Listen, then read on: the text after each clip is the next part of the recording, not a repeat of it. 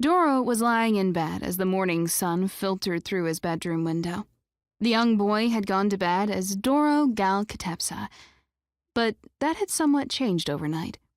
Children his age did tend to change quickly, lose teeth and grow hair where there had been none before. But whatever had happened to Doro was more profound and life-altering than even puberty could be. Doro stirred awake but stayed silent underneath his covers, with his eyes still shut, slowly leaving the most vivid dream he'd ever had. Something wrong with me? Why do I still remember every detail? You're meant to forget dreams quickly after waking up, right?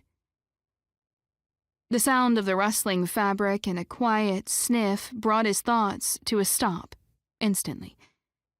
He tentatively opened his eyes and saw a young, brick-skinned woman sleeping. Her upper body was hunched over the foot end of his bed as she knelt on the floor. Why is Mom sleeping here? As those thoughts crossed his mind, the image of another woman appeared, unbidden. A dark-skinned, lanky woman with a pained expression on her face. The image started becoming somewhat clearer as aftershocks of his headache reverberated throughout his head. His expression shifted into a look of sudden realization as the events of the night caught up to him. This is strange. During my fever, I thought I was this Ben guy from a place called Earth. You're not supposed to remember fever dreams, right? At least not this clearly. Also, why am I reasonably trying to figure this out and not freaking out? I'm an 8-year-old kid. And I'm fairly sure someone that age should be unsettled and crying after having had a nightmare. What gives? Wait a minute. If I'm an 8-year-old kid, why the hell do I feel as if I've outgrown that perspective? Why do I feel dismissive of the mental stability of someone my age as if it didn't apply to me? Am I actually Ben and Doro is the illusion? Am I dreaming right now?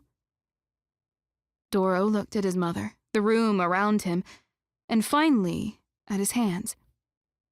No, that is definitely my mother, Suyum. This is our home on the outskirts of Nuwut. These are the hands of a child. Maybe I am going crazy from the fever after all. Suyum shifted, put a hand behind her back, and let out a small groan as she stretched and opened her eyes.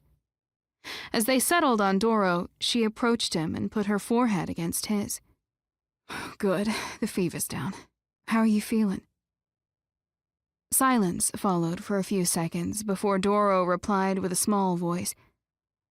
I'm fine, Mom. Thanks.